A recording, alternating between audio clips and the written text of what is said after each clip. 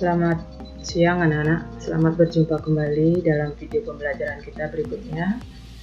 Bagaimana kabar kalian hari ini? Ibu doakan kalian semua dalam keadaan sehat selalu, tetap tinggal di rumah, tetap jaga kesehatan kalian. Ingat kalau keluar rumah kalian pakai masker, jaga jarak dan rajin untuk cuci tangan ya anak-anak ya.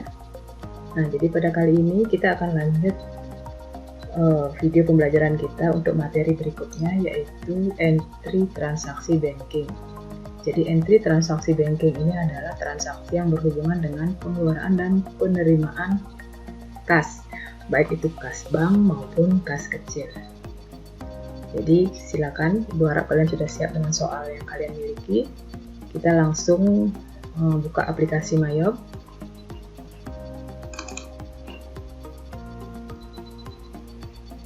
Gunakan menu open, kemudian cari CV cakapatnya. Ini di OK, bagian enter user ID dan password. Kemudian ini bisa kita skip saja. Nah, ini tampilan CV Cakapat. Ibu harap kalian rajin-rajin menonton atau menyimak video-video sebelumnya, karena dengan demikian lebih mudah bagi kalian untuk belajar di masa pandemi ini, di mana kita belum bisa bertemu di sekolah untuk praktek secara langsung ya anak-anak ya. Nah, sekarang kita akan masuk ke transaksi banking. Di sana ada 5 bukti transaksi yang dimiliki pada soal, yaitu yang pertama adalah transaksi pembelian kendaraan mobil Avanza. Nah, untuk pembelian ini merupakan transaksi pengeluaran kas dengan menggunakan kas di bank. Jadi kita gunakan menu banking, kemudian spend money. Nah, spend money karena ini adalah merupakan transaksi menggunakan kas di bank, maka ini kita ganti dulu akunnya jadi kas di bank, this account. Nah, kemudian cek yang digunakan itu adalah cek nomor 24. Nah, tanggal, tinggal masukkan tanggalnya dulu, tanggal 2 Januari 2019. Nah, jumlah yang dikeluarkan itu adalah sejumlah 180 juta. Oke. Nah, kemudian di sini menunya bisa kalian ketikkan di sini, pembelian 1 unit kendaraan. Nah, berikutnya di bawahnya kita masukkan akun-akun yang berhubungan dengan pembelian kendaraan ini. Jadi yang pertama itu adalah akun yang bertambah, itu adalah akun kendaraan. Nah, kalian bisa pilih di sini kendaraan. Oke. Kendaraan bertambah sekian. Kemudian di bawahnya itu adalah untuk utang. Jadi hutangnya utang usaha. Oke, utang bank,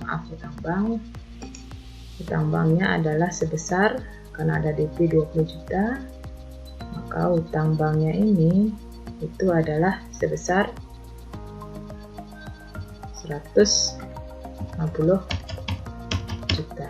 Oke, jadi nah seperti ini, kalian enter. Nah, kalian lihat di sini tampilannya. Oke. Nah, di sini kendaraannya senilai 180 juta. Kemudian karena dibayar dengan uang muka sebesar 20 juta, menghasilkan sisa 160 juta yang berupa hutang bank. Ya. Nah, di sini masih ada sisa 20 juta, pajaknya 0. Nah, out of balance-nya 160. Nah, coba kalian lihat seperti ini, tampilannya seperti ini, artinya ada kesalahan. Ya, kalau sudah seperti ini, silakan kalian cek di mana letak kesalahan. Jadi, transaksi ini adalah transaksi pembelian mobil Avanza menggunakan kas di bank, di mana saat transaksi uang kas yang keluar itu adalah sebesar 20 juta saja. Oke, jadi ada yang tahu di mana letak kesalahannya? Oke, jadi sebelah sini ya. pada kolom jumlah ini nilainya itu bukan 180, karena uang yang kita keluarkan hanya 20 juta saja. Jadi di sana angkanya 20 juta. Dan enter. Nah, lihat tampilannya. Di sini out of balance-nya menjadi 0. Paham ya anak-anak ya? Jadi saat kalian masukkan bukti transaksi, yang kalian masukkan itu adalah pada menu banking spend money ini, berapa uang kas yang keluar, sekianlah yang kalian masukkan. Jadi karena uang kasnya keluar hanya 20 juta, kalian di bagian amount ketikkan 20 juta di sini. Kemudian nanti lawan transaksinya baru kita masukkan di bawahnya. Nah, yang bertambah itu kalian debit sebesar angkanya, kemudian yang bertambahnya pada kredit itu bisa kalian isi tanda minus. Ya. Jadi bukan bisa, tapi harus diisi tanda minus. Ya, nah sekarang kita cek sekarang transaksinya, Ctrl R. Nah, seperti ini dia tampilannya. Oke, jadi kas di bank berkurang 20 juta, kendaraan bertambah 180 juta, kemudian hutang bank bertambah 150 juta. Oke ya, kalau ini sudah oke, ini bisa kalian report. Oke. Apa itu tadi ya? Coba lihat lagi. That estimated electricity apa? Oke. Nah, di sini ada pemilihan untuk suppliernya. Ada pemilihan untuk cardnya karena kita mengeluarkan uang. Nah, karena kita mengeluarkan ke tempat lain, bukan ke 3 tempat ini, maka kita bisa tambahkan new di sini. Kita tambahkan saja di sini. Ini adalah supplier, kita tambahkan di sini lain-lain. Oke, jadi S pesan-pesan 4. Oke. Nah, itu kita gunakan record. Ya, selesai transaksi yang pertama. Kemudian berikutnya transaksi yang kedua itu adalah pembayaran berbagai macam biaya iklan. Waktu 3 bulan sebesar 600.000 dengan kas kecil. Karena pengeluaran uang kembali, tapi dengan menggunakan kas kecil. Di sini pada pay from account ini kita ganti menggunakan kas kecil. Kas kecil, kemudian date-nya kita ganti menjadi 18 Januari. Ya, kemudian total yang dikeluarkan itu adalah sebesar 600.000. Pada kolom memo bisa kalian isi di sana pembayaran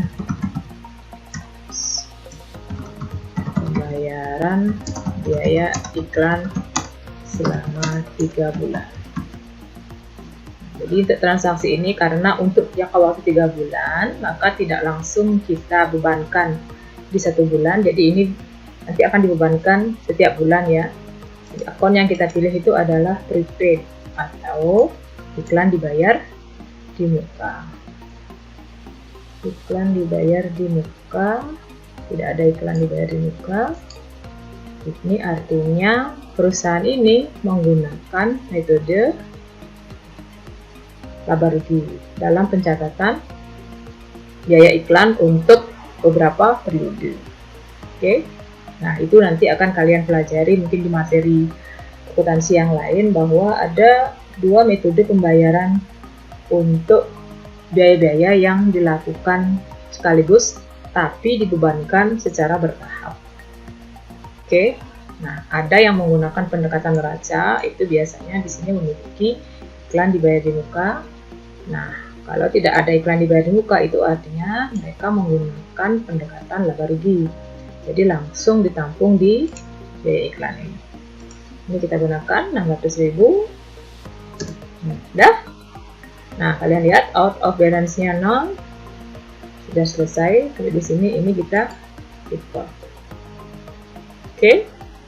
Nah, kemudian transaksi yang ketiga itu adalah pembayaran rekening listrik, air, dan telepon dengan kas kecil lagi. Hampir sama caranya mengerjakan dengan soal yang kedua.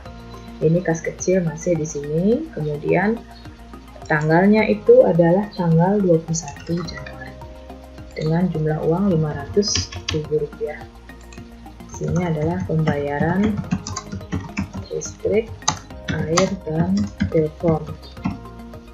Nah, akunnya bisa langsung kalian pilih di sini. Itu ada biaya listrik, air dan telepon sebesar 500.000.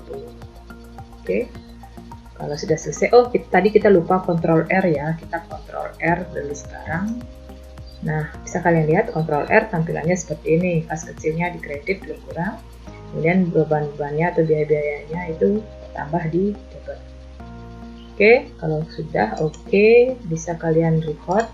Nah, mudah kan? Kemudian soal yang keempat itu adalah pembayaran cicilan hutang bank sebesar 5 juta dan bunga 500 dengan cek nomor 27.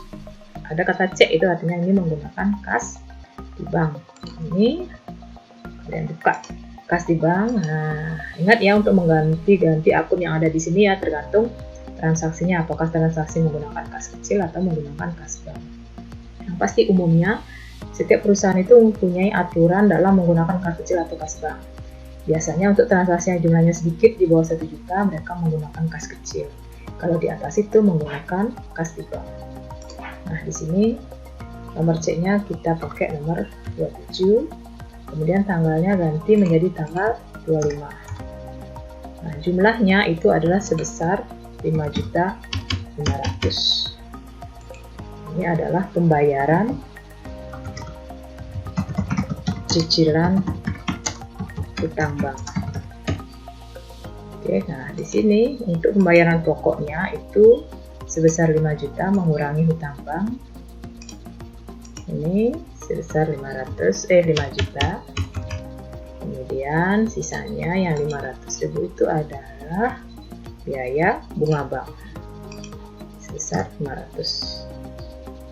Udah ya, out of balance 0. Kontrol R sekali lagi biar kalian yakin dengan jurnalnya. Nah, seperti inilah jurnalnya. Jurnal yang kita dapat begini.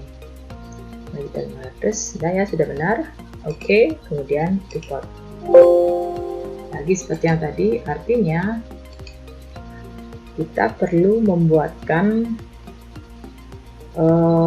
bank di sini.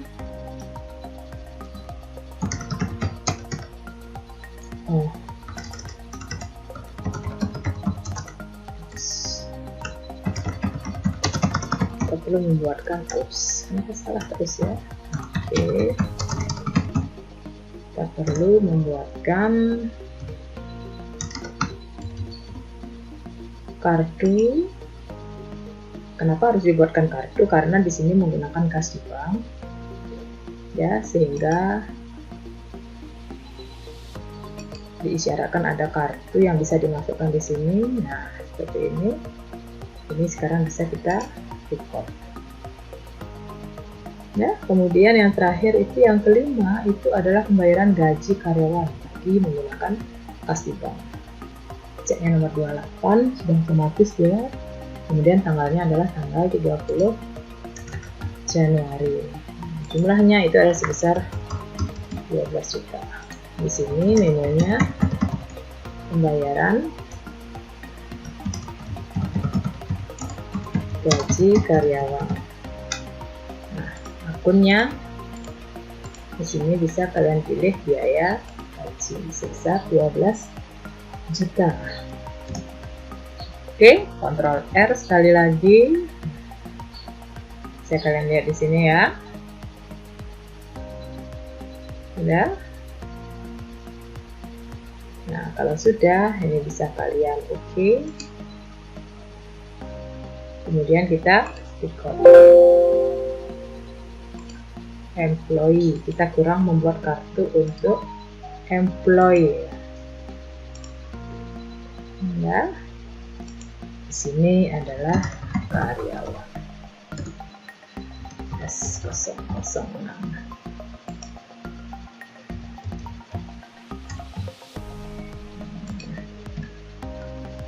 Oke. Kemudian kita ambil karyawan. Nah, record.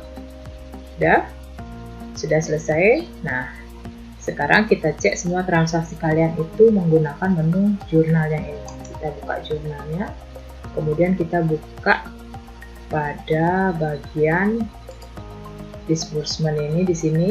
Tanggalnya kita masukkan tanggal 1 Januari 2019.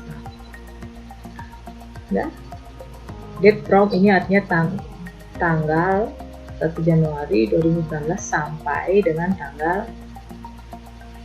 kita masukkan di sini 31 Januari 2019. Nah, ada beberapa transaksi di sini yang berhubungan dengan pengeluaran kas, yang berhubungan dengan banking itu adalah 1, 2, 3, 4, 5. 1, 2, 3, 4, 5. Oke. Nah, yang dua ini, yang Toko Indah ini adalah pembayaran hutang kita kepada Toko Indah, ya. Jadi segala pengeluaran kas itu ditampung pada menu disbursement. Semua transaksinya ada di sini. Jadi ada 7 transaksi yang berhubungan dengan pengeluaran kas. Kemudian transaksi yang tadi kita masukkan itu ada 5. Ya.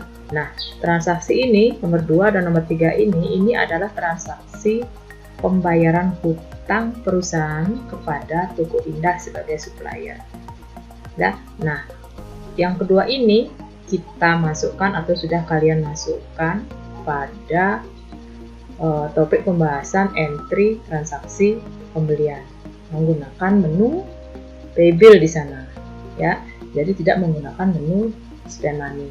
Menu paybill itu digunakan untuk membayar tagihan yang berhubungan dengan supplier. Oke, sedangkan tagihan yang lainnya itu kita bayar melalui menu spend money. Oke, nah seperti itu tampilannya. Ini bisa kalian close, bisa kita buka. Nah, udah.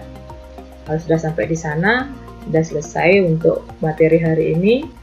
Silakan baca baik-baik materinya yang sudah Ibu berikan, kemudian disimak dengan seksama juga videonya, sehingga kalian bisa paham. Setiap ada pertanyaan apapun itu yang tidak kalian mengerti, jangan kalian malu-malu untuk bertanya. Silakan kalian bisa komen di Classroom, bisa juga komen di kolom komentar pada YouTube, ataupun bisa langsung japri ke Ibu ke Telegram Ibu. Oke anak-anak, untuk hari ini sekian sampai di sini pembelajaran kita. Semoga kita bisa segera bertemu dalam suasana yang menyenangkan nanti. Sampai jumpa anak-anak.